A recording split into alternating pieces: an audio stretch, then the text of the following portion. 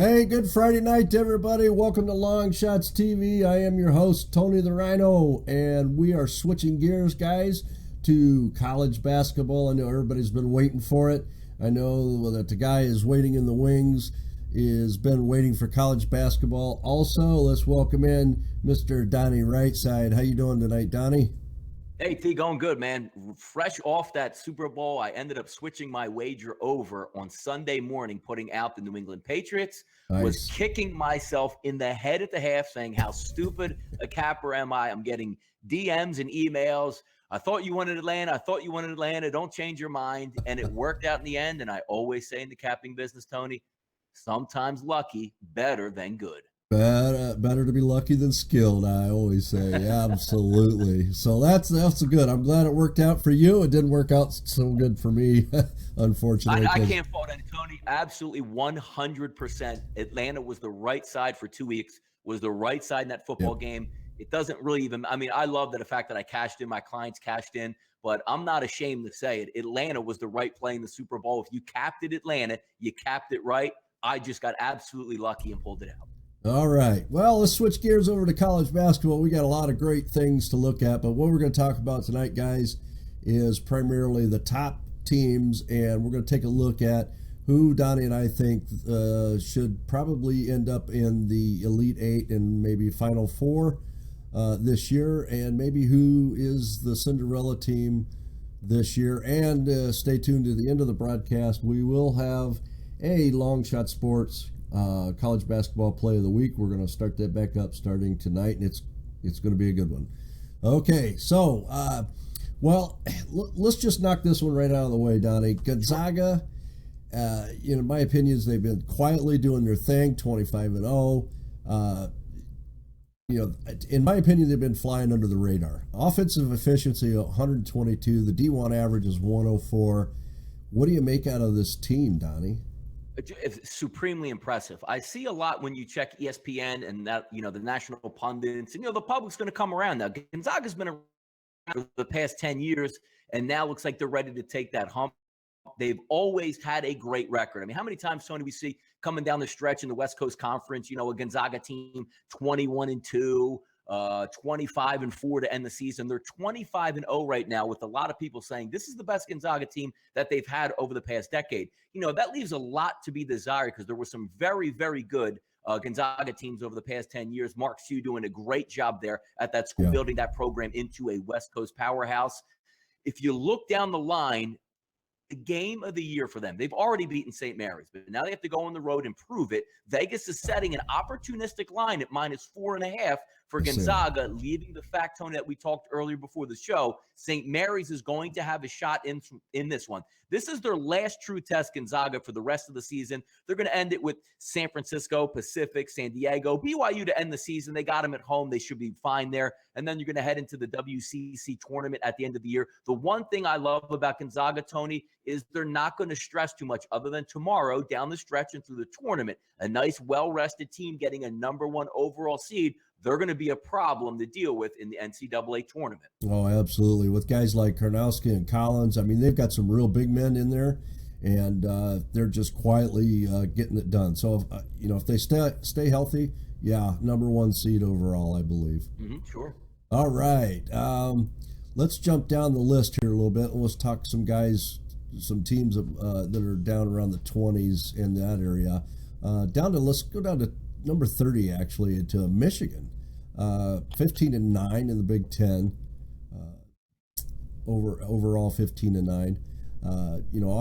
Offensive efficiency at 119. They're doing it, but boy, they've had some weak spots. Losing to South Carolina, Virginia Tech, UCLA, which is understandable. But Iowa, Maryland, Illinois. I mean, do you think Michigan's got what it takes to get in there and make a run in this tournament? I think Michigan's going to have a good opportunity, Tony, to sneak into the tournament based on the way they finished the regular season, obviously, and also if they can steal a couple wins in the Big Ten tournament at the end of the season. If you look at, had a very, very nice win, a convincing 31-point win against a team that's really in the same boat with Right. Michigan State trying to fight for that final position. If you look coming up down the stretch, they have Indiana up next on the road. It's still going to be a very tough game for them, despite the fact that Indiana's season teetering on the brink also with that loss to Purdue the other night. But Wisconsin, that's a home game versus Wisconsin. They can beat that team. I think Wisconsin's a little bit overrated at this time. Then you're going to get Minnesota with Purdue again at home. So you can make a little bit of hay here, put some resume details back on the schedule for them as they end the season. The one thing you can never count out, John Beilein is a fantastic coach. He's going to have that offense cooking by the end of the season. They just need to pick up some resume dialed in wins. I mean, if you beat Nebraska, Illinois, Indiana, Michigan State, that doesn't cut it. You have to hang Wisconsin, you have to hang Purdue on there, and they have to hang about 2 to 3 wins in the Big Ten tournament in order to make that decisive run. Big Ten Conference having I don't want to say, but an okay season. They have to make a run and pick up, maybe go down the stretch, win 7 of 9 to end the season and see what they can do. They're on the outside right now, change quickly with a couple wins over top 25 opponents. Right. All right. Let's jump down to 28, Kansas State. This team is just one of those teams that's kind of right in the middle, just getting the job done quietly. Offensive adjusted efficiency at 113. Effective field goal percentage of 54%. They did lose to Kansas at home, 74-71, but played them tough. Donnie, is there any chance that these guys get to make a run?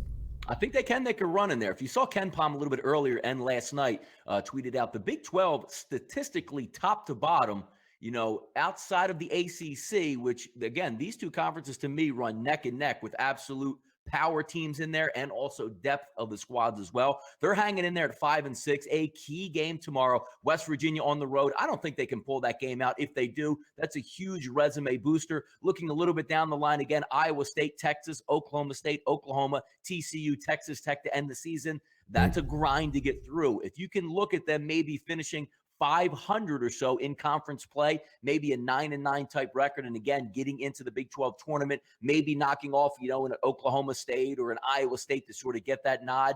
The schedule is there for them to win, but boy, Tony, that is a daunting schedule. If I had to have my druthers now, I would say they sneak in just because they're a well-coached team. They have a decent home court advantage. They have to steal. If you wipe off tomorrow, Tony, with West Virginia and say they lose that game, they have to take care of business in their home games, Iowa State, Oklahoma State, and to end the season with Texas Tech. I think they can sneak in.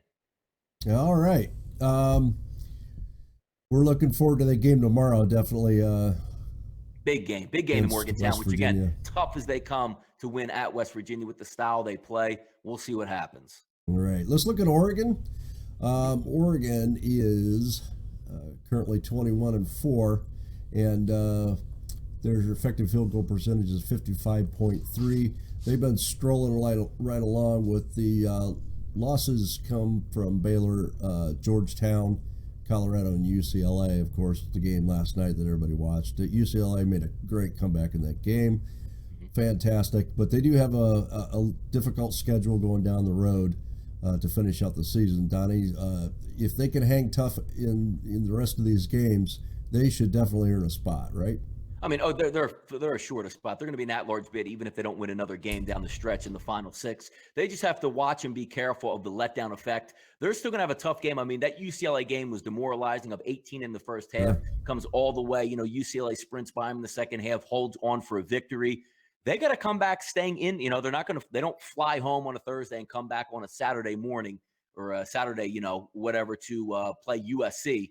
They're going to stay in the city of Los Angeles, away from home, have some time to think about it. Maybe they settle in there, but that's no easy task. USC now getting healthy with Boatwright back in the lineup. That's going to be a tough game to win, but after that, they should be able to beat Utah at home, a revenge game against Colorado at home. Cal's going to be a little bit of a tough game on the road stretch, but then you have an easy one with Stanford. and a really easy one with Oregon State. Pac-12 tournament again is going to come down to it. Oregon's in. I look for them to get a top 3 seed the way they're heading. Even with Dylan Brooks was banged up for a portion of the season, came back. They had that nice win at Utah, lulled the sleep a few days later at Colorado, which was to be expected. You're going to have to lose somewhere in that range. And then obviously beating Arizona in one of the best shooting performances of the season by any team anywhere at any time. Amazing. At one point, Tony, they were 15 to 21 from 3. They have the capability to do that at any time.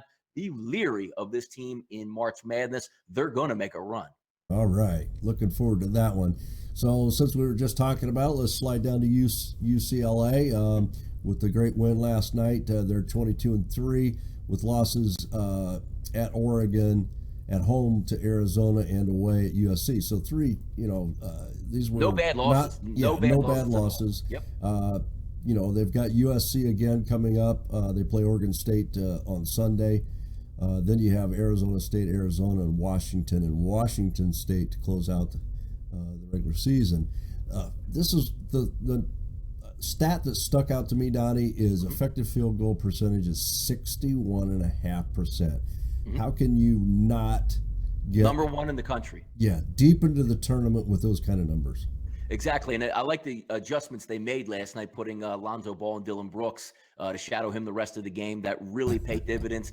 Defense wins in the NCAA tournament, but also unselfish play and having the ability to have multiple scores knock down open looks and open jump shots. Coming down the stretch, one game is going to give them a lot of problems, and it would give anybody problems heading into Arizona. Other than that, Tony, I think it's going to be a cakewalk. Oregon State, they're going to pound that team. USC, cross-city rivalry. They already lost to them. It's a revenge game. They're going to get them at home. I see that as an easy win for them. Arizona State, Washington State, they shouldn't give any, too much detail there. If they get to the Pac-12 title game and either win or don't win it, they're going to be sitting right on that number 1 seed, on that one line. They're going to be hell to pay in that tournament coming down the stretch because they have everything you look for: leaders on the floor, open jump shooters, veterans who've been there, an exciting team down the stretch. It's going to be fun for them in the NCAA tournament. I look forward to it. And again, Tony, like Oregon, this team has the capability to run deep into the Final Four.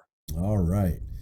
Let's jump down to St. Mary's. This is a team that is doing really good this year, surprising 22-2.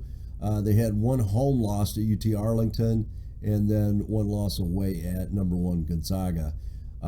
They play Gonzaga again tomorrow, and boy, that is going to be a tough one. But if they can get past that game, Donnie, what do we look for running down the stretch? Do you think they can continue this run? Are they that good? They're a very good basketball team, but unlike with Gonzaga, who's beat some top 10 talent teams, this team hasn't really done so. I mean, it had a loss to UT Arlington at home early in the season, which, again, it's one of those early December games you're still trying to feel around.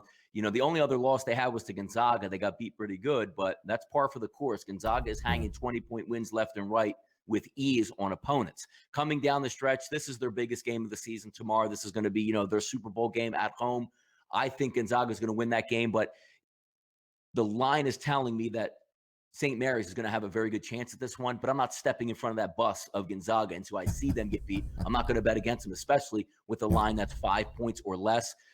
Getting by, looks like, the way they're structured at 22-2, they're probably sitting perfectly for an at-large bid. I don't think they're going to obviously win the WCC because in conference play or in conference tournament play, you're still going to have to go up against Gonzaga. I see them winning the conference regular season and also in the postseason tournament. But St. Mary's is one of those teams. I mean, they're a heady type of ball club. Londale, a junior. They have a couple other seniors on there, Joe Rohan. I mean, it's a good setup ball club. They haven't really been tested the way that Gonzaga has been early in the season. Gonzaga passed with flying colors. Fun team down the stretch, very well coached. They're going to give those younger type teams in the all of the Kentuckys a lot of issues if they match up, just because of the fact this team's been there and done that. Oh, okay. Yeah, I really like them. I look forward to seeing them go as far as they can and play spoiler. So, all right, here's the team that everybody wants to talk about. Number 14 Duke. They're setting at 19-5 with losses at home against North Carolina State, 2 on the road to Florida State and Louisville, also to Virginia Tech on the road, and then Kansas at a neutral site. They got a tough schedule coming down the road. But there was a question asked, Donnie. I really like this question. It was posed to us in one of the chats. Since Coach K is back, Duke has really stepped it up. Is that a coincidence, or does Duke need Coach K to be one of the top teams in basketball? Donnie, your thoughts on that? Absolutely. I mean, Tony, let's relate it to football. Let's just say Bill Belichick missed 7 games this year for the Patriots. Didn't have any communication with the team, didn't set up game plans, make calls or adjustments on game day. The Patriots aren't the Patriots. I mean, Yeah. that's the level of coaching you're looking at. Coach K, right up there with the John Woodens. I mean, supremely talented head coach. Schematics, game time, flow of the game. It doesn't get any better. The fact that he's back there is significantly going to help Duke down the stretch. The one thing that it's a shame that Duke never saw the full potential of a Harry Giles. Tatum's coming into his own, but this team hasn't gelled the way it was supposed to due to a lot of these young kids getting integrated later into the season. But you can't push back saying, Krzyzewski coming down there. He's been there, done that before. The one thing that's going to hurt them, I love Grayson Allen. I mean, it's a senior type leader. Same thing with Luke Kennard. Those two guys can handle the ball. They miss a true point guard that can break down the defense and penetrate. That's going to hurt them in the tournament. Do I think they can make a run? Possibly. But this is one of those teams that I think that can get beat very early by one of those Belmont type teams, smart, heady teams just going to play good basketball. Duke, good team, going to be in the tournament. I don't know how far they can go even with Coach K back in the fold, Tony. What about Grayson Allen, Donnie? I mean, this kid has drawn a lot of national attention with some of his antics. I mean, is he just one of those loose cannons out there and needs Coach K to keep him reined in, so to speak? I don't even know if he's really a loose cannon. It's such a weird dynamic with him because he doesn't give off the vibe that he's like a bad kid or anything like that. Yeah. But you have to question the on-court antics where I don't care if he gets excited on the sidelines or a bad call doesn't go his way. Right. But the fact that you can't put yourself in these type of positions with tripping kids, and he continually does it. It's like, a brain cramp that you just can't get over. That's why I worry about, will Coach K being back settle him down? Of course he's going to, but there's a weird dynamic with Grayson Allen that you're almost just waiting. When is it going to happen again? Yeah, absolutely. I really like the kid. I think he's just a little misunderstood, but he's I don't think he really means it, but it's just it just happens to him. Sneaky trips in there, and it's just like, man, when is it going to stop? And it doesn't seem to. Yeah. Well, I got to side with the kid because my grandson is named Grayson, so hey, I like him already. Win, right? Exactly. Okay, let's jump over back to the Big Ten. Let's talk about Wisconsin. Donnie, your thoughts on Wisconsin? I know you had some strong opinions about them. What do you rate them at? Yeah, Wisconsin hasn't really passed the bar for me yet. I mean, go past 5 to 6 years, the Sam Deckers, the Frank Kaminsky's. I mean, really good basketball players, getting heady guard play, running a perfect style of offense, always making the right decision, always hitting the open jump shot. I just haven't seen a lot of it this year. And you say, hey, Donnie, what are you talking about? The team is 21-3. Well, Right. If you go over the type of wins, again, the Big Ten is not the old school knock them down, Yeah. Michigan in the top 10, Michigan State in the top 10. I mean, I know Purdue's having a nice season. They got the two big guys down low. But, I mean, if you look at the wins they've had, Rutgers in overtime, Illinois, Indiana by 5, Nebraska in overtime. This isn't your old school, Wisconsin team that's rolling over people. They're going to get in the tournament? Yes. So they're probably going to win the Big Ten regular season and possibly Big Ten tournament? Yes. But they haven't been tested. I know tournament time when it comes down the stretch, they're going to be ready. Greg Gard has done a good job taking over the head coaching position on that team from Bo. But coming down, I don't have a lot of faith in them. The one thing I like is they have an offensive system they stick to, and I know that works well in the tournament. They're going to make the right decisions. But I don't think this is as talented a Wisconsin team as we're used to. Okay. Let's jump down to number 10, North Carolina at 21-5. This is a team, Donnie, that's kind of disappointed me this year. I know they're young, but I think they can play much better than they have been. They have their moments, but their losses have come to Indiana, Kentucky, Georgia Tech, Miami, Florida, and of course to Duke, which that Duke was a crippling loss to them. Losing 86-78, even though it was a away game. They've got a tough schedule coming down the road, and this is one of those teams that I think they're going to be sitting somewhere on the outside looking in. What do you think? Outside looking in, as opposed to what? Well, as far as making any type of deep run into the tournament. Yeah, it's interesting. I hold judgment on this basketball team. I like their guard play. I mean, I like Joel Berry. I think he's a really good guard. He's the type of guy that can take over a game. They really missed Isaiah Hicks last night versus Duke, even though they made a nice run late in that game after being down, took the lead. But, it's hard to win in Cameron Indoor Stadium. I'm not going to take anything away and say, boy, that's a bad loss or a tough one. You got to hang on. Not very many teams hang on when you're playing Duke at Duke. But if we go down the stretch, Tony, the proof is going to be in the pudding here. Why is that? I say they're an open flow system, UNC. Openly running, athletic, shooting jumpers. As they say with Roy Williams, the faster the better with the offense. They have two matchups coming up with Virginia, both home and away. And more importantly, again, they're going to end the season with Duke. If they can go 2-1 in that stretch, split with Virginia, maybe win at home versus Virginia, lose on the road, then beat Duke at home. That's going to tell me a lot heading into the ACC tournament. And that tournament is deep. And we're going to see exactly what they're about. But let me see them in an environment where, Duke will run with you. And they did run, and it was a fun and entertaining game. Let me see them in an environment that you're going to see heading into the tournament with a lot of the teams slow it down and play good defense. Let me see how they're against Virginia, Tony, in a couple of weeks when we do the show. We'll get a good look at what UNC is really about. All right. Let's talk about Baylor. Baylor, this is one of those teams, they started out hotcakes, and they're sitting now at 21-3. So, they're still running good. But, boy, they've had a couple of trip-ups here. Is this another one of those teams that's just, they lose it down the season? They can't put it all together. Injuries. I'm buying on Baylor heading into the tournament just because I like what they have. You have the good guard play, the dominant low post player, because everybody knows in the tournament when you're playing in domes and big arenas that you're not used to against good competition, the jumpers don't always fall in those situations. So it's always nice to fall back and have a Motley down low that can control and get you the rebounds, get you second chance opportunities. The Big 12 is a tough division, Tony. They've lost to West Virginia, Kansas, and Kansas State. You can't fault and say, boy, those really bad losses. Even though they did lose to Kansas on the road, played them tough, 56-54 to Kansas State. The only one they slipped up a little bit is at West Virginia, but West Virginia is a top 10 team. They're supposed to win and win handily at home. As long as they can stay healthy heading down the stretch, there's still going to be some tough games coming up. You got Kansas, Iowa State, West Virginia again. Always a tough interstate matchup with Texas, and then the Big 12 tournament. I'm buying Baylor. Now, I'm not saying they're going to win a national championship or get to the Final Four, but they're capable of being an Elite Eight type of ball club. I like Baylor heading down the stretch. All right. I'm a little bit of the opposite opinion. I think Baylor is going to somewhat stumble at the end here, and we'll see where they end up. Let's talk about 19-5 in the SEC. Kentucky, my team, number 7. The Wildcats are always thinking basketball. This team is just always in it, but they've really stumbled this year. Some of the loss that sticks out in my mind was to Louisville and Tennessee. The Kansas loss was a tough one as well, and I can't fault them for the Florida loss away, but boy, they really need to pick up their play. They just don't seem very cohesive as a unit. Boy, do you think they're going to hold in position, or are they going to decline when it gets closer to tournament time? It's going to be tough for them, Tony. They're as talented as anybody, but they're very, very young, which, again, Calipari has won national championships with freshman-type ball clubs. It's what he does.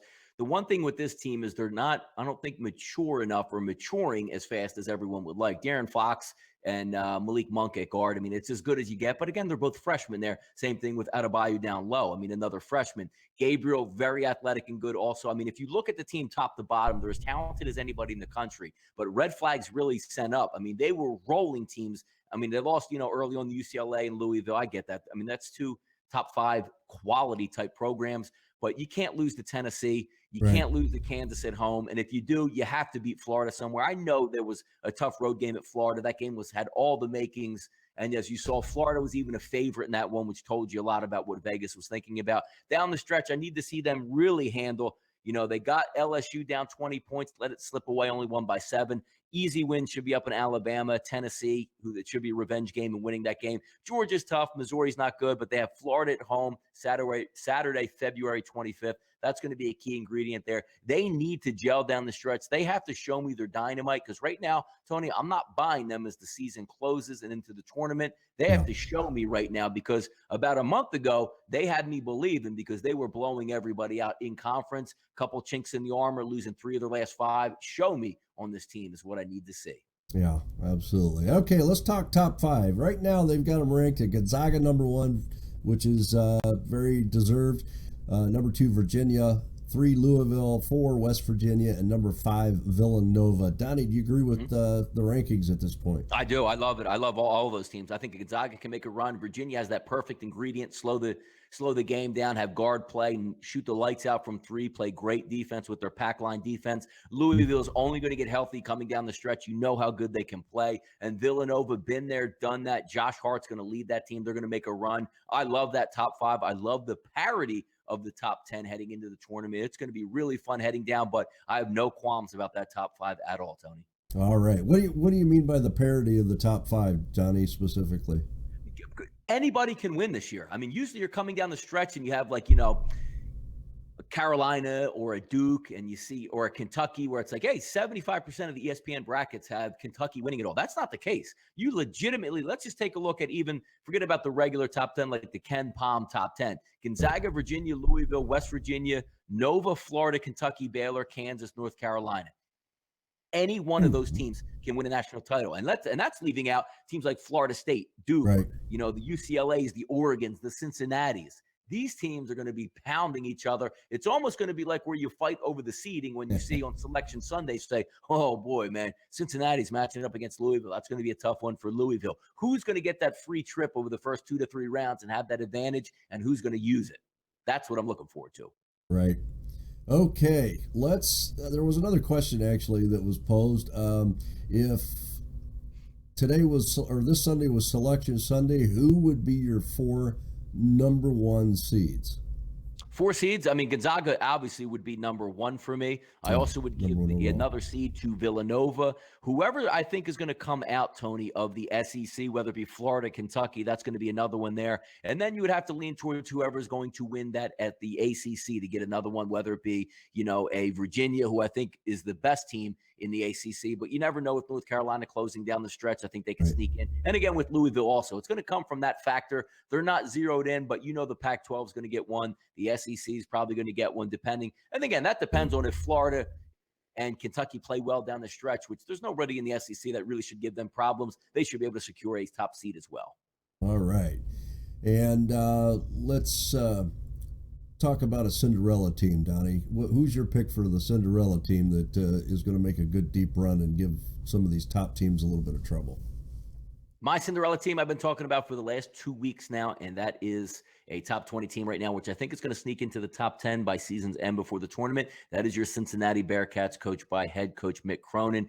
Unstoppable. Last loss was to Baylor. That was on December the 10th. They've rolled the rest of the way, 11-0 in conference. The big game is going to be on Sunday, Tony, where they're going to have to travel down to SMU, who's playing really good ball at this time. If they can get by SMU, they can run the table the rest of the season, finish up somewhere like a healthy 34-4 heading into the AAC tournament. I love this basketball team because they are a top 2 team in the country, Tony, in field goal percentage from 2-point range. So what does that contribute to down the stretch in the tournament? If the hardest thing to do in the tournament is shoot 3-pointers, because most teams play good defense and you're playing in environments you're not used to at different times. I mean, you have a Thursday game at noon in a dome somewhere. That's going to be a tough shooting arrangement. So I look to how you can defend the paint. They can do that. It's a tough senior-laden team. I'm buying them down the stretch. I think they can make some noise in the tournament. Awesome. Okay, and my pick is number 19, Oregon. They're sitting at 21-4. They've got a few tough games to finish out the season, but I like the fact that they've been stepping it up. The loss to UCLA was crippling for them, but I look for them to pick back up. If they can hand USC a nice loss, which I think they can do, and then take out Utah, it should be fairly easy sailing for them the rest of the way, except for Cal. We'll see how that one plays out. But, I think they're going to make a good deep run in this tournament. And as long as they stay healthy, there shouldn't be an issue. I mean, Dylan Brooks is, a beast. They've got some great kids on this team, and I think they're going to be able to actually cause some problems in this tournament mix-up. So yeah, they're deep, they're good, and they've been there before. They've made runs in the past, so Oregon is definitely one of those teams you want to keep an eye out for. Absolutely. Okay, so I almost hate to ask this question, Donnie, but at this point in the season, who do you think is going to match up for the national championship game? National championship game. Let's just say if we take a look, as much as I want to believe Gonzaga is going to be the number one overall seed, depending on, the country wants to take it away from badly. So if St. Mary somehow upsets them, they would slide Gonzaga to like a 5 just because nobody ever believes in them. They don't play anybody, even though they had beaten the Floridas of the world and played some very good basketball early on.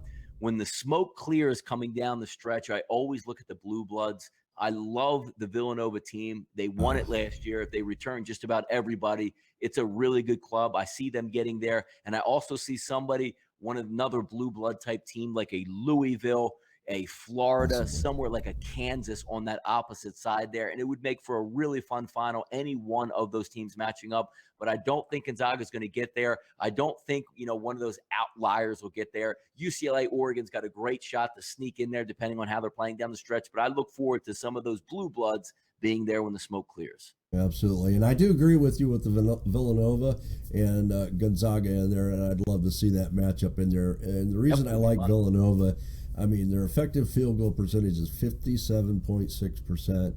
They shoot it lights out. Killers on that team that know how to play well and know how to play well in a tough game. Absolutely. So I really look for them to be right there. If all things plays out, that makes it an easy bracket for us this year, huh? Yeah, exactly. Why don't we just go, just put them down. All right. Donnie, one last thing here. What advice do you have for the betting people that are watching the show with these teams? Because here's the trap. A lot of times you see these records and you see how good these teams are, and you'll see these lines come out, and no matter what that line is, they want to jump on that team just because they expect them to win and always cover, and that's just not the case. Here's what you have to be really careful for heading down the stretch. We already know who the good teams are. You're still trying to decide who the actual tournament teams are. So what does that mean for the average player? Some of these teams, a la St. Mary's, are going to be playing games for their, if you look at it in football terms, their playoff lives. They're going to be taking stands, big games at home, resume builders. You see it all the time. You're going to see it coming down the stretch. This team, X team, absolutely must win this game to show the, tournament selection committee they can hang. Be careful of those games and make sure you read those lines, because if, Kentucky is going into, let's just say, I don't know, Tennessee makes a run and Tennessee is favored by 1, there's a reason, because Tennessee absolutely needs that basketball game. So make sure if you see a line that's too good to be true heading down the stretch, do your homework on what that line actually means, because some teams need these games a hell of a lot more than the other team does. Yeah, that's for sure. They need it, and that's why that line's Statement games, exactly. Yep. Be careful. Interesting note, Donnie. On week 1, the percentage odds of Gonzaga to win the national championship was 2.4%. And as of this week, it is 12.7%, which is pretty significant. Yeah, it's a very significant increase. So I guess a lot of people are buying into Gonzaga.